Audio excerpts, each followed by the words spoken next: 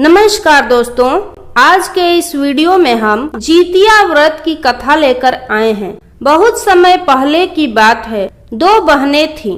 एक का नाम था सुखिया और दूसरी का नाम दुखिया था। दोनों का भाग्य उनके नाम के जैसे ही था। दुखिया बहुत गरीब थी और बहुत दुखी रहती थी। वहीं सुखिया बहुत अमीर थी और हमेशा सुखी रहती थी। दोनों एक ही गांव में रहती थी। दुखिया सुखिया के घर में काम करती थी, साफ सफाई करती थी, खाना बनाती थी और जो खाना बच जाता वह खाना सुखिया दुखिया को दे देती थी। इसी तरह दुखिया का घर चलता था। समय बीतता गया।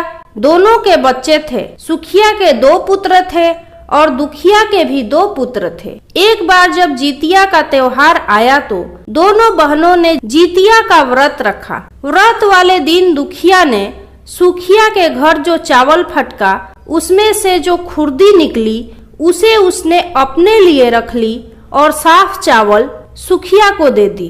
फिर दुखिया ने साग बीना तो उसने पत्तियों को डंठल से अलग कर दिया। बढ़िया वाला साग सुखिया के लिए रख दिया और जो डंठल था उसे अपने लिए रख लिया।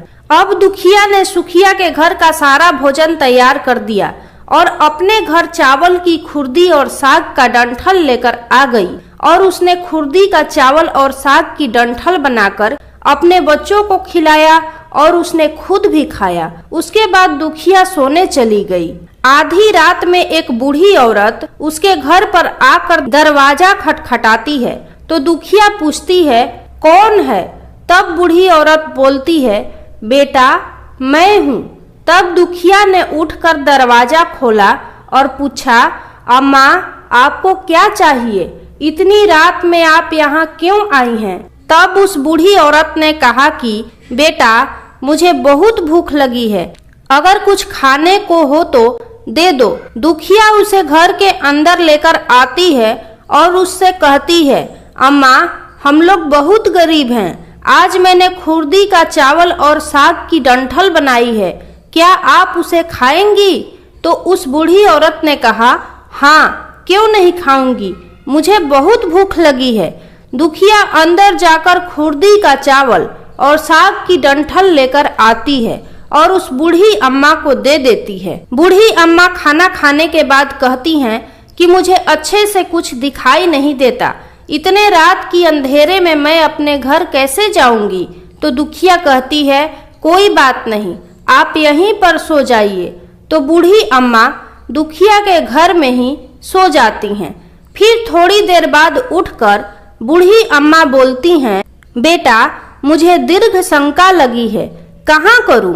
तब दुखिया ने कहा कि आप घर में ही उधर कहीं कोने में कर लीजिए। फिर बूढ़ी औरत ने पूछा कि बेटा भड़भड़ करे या छरछर करे? तब दुखिया नींद में थी तो उसने नींद में कह दिया कि अम्मा भड़भड़ कर दो, मैं सुबह साफ कर दूंगी। फिर थोड़ी देर बाद बूढ़ी अम्मा पूछती है कि बेटा मैं अपने हाथ कहाँ साफ करूं?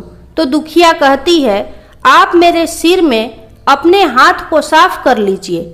जब सुबह होती है तो दुखिया को यह सब सपने की तरह लगता है कि सोते समय मुझे कोई सपना आया होगा, इसलिए वह ज्यादा कुछ नहीं सोचती है और नदी में नहाने के लिए चली जाती है। जब वह नदी में नहाती है और अपने बालों को धोती है तो उसके बालों से होते हुए जो पानी बहता है वह सोने का होता है। आसपास की सभी महिलाएं यह देखकर चकित हो जाती हैं और कहती हैं कि तुम्हारे बालों से तो सोने का पानी गिर रहा है। ऐसा सुनते ही उसे रात की सारी बात याद आ जाती है। वह दौड़कर अपने घर की ओर भागती है, यह सोचकर कि उसका घर दीर्घ शंका से गंदा हुआ होगा, पहले उसको साफ करना होगा, तब आकर स्नान करूंगी। जब वह अपने घर में जाती है तो देखती है कि घर के हर कोने में ढेर सारा सोना बिखरा पड़ा है। यह सब देखकर दुखिया बहुत खुश हो जाती है और सोचती है कि यह जीवित वाहन बाबा की कृपा है जो माता का रूप धारण करके मेरे घर आए और मुझे इतना आशीर्वाद दिया। अब दुखिया अमीर हो जाती है और सुखिया के घर जाकर काम करना बंद कर देती है। दुखिया जब अपना व्रत पूरा करती है तो अपने पुत्र से कहती है कि जाओ मौसी के घर से तराजू लेकर आओ, यह नापने के लिए कि यह सोना कितना है। बच्चा बहुत खुशी से सुखिया मौसी के घर जाता है और तराजू मांगता है। तो सुखिया पूछती है कि तराजू पर क्या नापना है। तो बच्चा बोलता है कि मेरे घर में ढेर सारा सोना है, उसी को माँ नापेगी। सुखिया कहती है खाने के लिए तुम्हारे पास कुछ भी नहीं है और सोना नापोगे, मुझसे झूठ कहते हो। तब बच्चा कहता है नहीं मौसी, मैं झूठ नहीं बोल रहा हूँ। सुखिया सोचती है जब तराजू मांगा है तो कुछ न कुछ तो जरूर नापना होगा, इसलिए वह तराजू के पीछे गोंद लगा देती है। जो भी नपेगा वह थोड़ा सा इसमें चिपक जाएगा। दुखिया जब तराजू पर सोना नापती है तो कुछ सोने का टुकड़ा उस गोंद में चिपक जाता है। जब बच्चा तराजू लौटाने जाता है तो सुखिया उसको उलट पलट कर देखती है तो उसे तराजू में सोना लगा हुआ मिलता है। सुखिया सोचती है उसके घर में जरूर कहीं से सोना आया होगा, इसीलिए वह कई दिन से काम पर भी नहीं आ रही है। सुखिया उसके घर जाकर देखती है कि यह सोना कहाँ से आया। जब सुखिया दुखिया के पास जाकर पूछती है कि तुम्हारे पास इतना सोना कहाँ से आया कि तुमने नापने के लिए तराजू मंगाई, तो दुखिया उस रात की सारी कहानी अपनी बहन को बता देती है। दुखिया का मन एकदम सच्चा और साफ था, इसलिए वह सब कुछ बता देती है। लेकिन सुखिया के मन में लालच आने लगा कि दुखिया के पास हमसे भी ज्यादा धन आ गया, अब अगले जितिया पर मैं भी खुर्दी का चावल और साग की डंठल बनाऊंगी। फिर अगले साल जितिया का व्रत आया और दोनों बहनों ने जितिया का व्रत रखा। सुखिया के पास हर प्रकार का सुख था और धन भी था, फिर भी उसने जितिया के दिन चावल फटक कर साफ चावल को फेंक दिया और खुर्दी को अपने पास रख लिया। साग को तोड़कर पत्तियां फेंक दी और डंठल अपने पास रख लिया और उसने उसी से भोजन बनाया। खा पीकर पूजा पाठ करके वह सोने चली गई। फिर आधी रात में उसके घर पर भी बूढ़ी माँ आई और दरवाजा खटखटाया। सुखिया उसका इंतजार कर रही थी। वह तुरंत दरवाजा खोलकर उन्हें अपने घर के अंदर लेकर आती है। बूढ़ी माँ बोलती है मुझे भूख लगी है, कुछ खाने को दे दो। तो सुखिया कहती है मैंने खुर्दी का चावल और डंठल का साग बनाया है। बुढ़िया माँ बोलती हैं कोई बात नहीं, मैं खा लूंगी। तो सुखिया उन्हें खाना परोस देती है। खाना खाने के बाद बूढ़ी माँ बोलती है मैं घर नहीं जा सकती, मुझे दिखाई नहीं देता। तो सुखिया कहती है कोई बात नहीं, आप यहीं सो जाओ। थोड़ी देर बाद बूढ़ी माँ फिर बोलती है मुझे दीर्घ शंका लगी है, कहाँ करूं? तो सुखिया कहती है वहीं कहीं कोने में कर लीजिए। फिर थोड़ी देर बाद बूढ़ी माँ पूछती है कि भड़भड़ करूं या छरछर करूं? इस समय सुखिया को याद नहीं आता कि दुखिया ने क्या बोला था।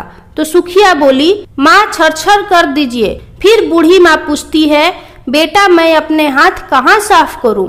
तो सुखिया कहती है मेरे सिर में साफ कर लीजिए। बूढ़ी माँ अपने हाथ सुखिया के सिर में साफ कर लेती हैं। जब सुखिया सुबह उठती है तो उसका पूरा घर गंदगी से भरा पड़ा होता है और उसके बाल में भी बहुत गंदगी लगी होती है।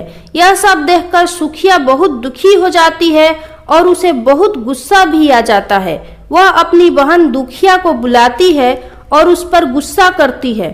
तुमने हमसे झूठ कहा, मेरा पूरा घर गंदा करवा दिया। तो दुखिया पूछती है कि तुमने क्या कहा था, भड़भड़ या छरछर? तो सुखिया कहती है मैं तो छरछर बोली थी। तो दुखिया कहती है यहीं पर तो तुमने गलती कर दी और तुम्हारे पास तो सब कुछ था, किसी चीज की कमी नहीं थी, फिर भी तुमने लालच किया। मेरे पास तो कुछ भी नहीं था, तुम्हारे पास तो सब कुछ था। तुम्हारे घर जीवित वाहन बाबा वेश बदल कर आए, लेकिन फिर भी तुमने उन्हें अच्छा खाना नहीं परोसा। मेरे पास तो कुछ नहीं था, इसलिए मैंने उन्हें खुर्दी का चावल और साग का डंठल परोसा था। तुमने अपने घर आए भगवान का अपमान किया। सब कुछ रहते हुए भी तुमने साग और भात खिलाया। तुम्हारे पास सब कुछ होते हुए भी तुमने लालच किया, इसीलिए तुम्हारे साथ ऐसा हुआ। तब सुखिया को अपनी गलती पर बहुत पछतावा हुआ और वह भगवान से माफी मांगने लगी। इस प्रकार जितिया व्रत की कहानी पूर्ण हुई। यदि आपको यह कथा पसंद आई हो तो कमेंट बॉक्स में जीमूत वाहन भगवान की जय जरूर लिखें।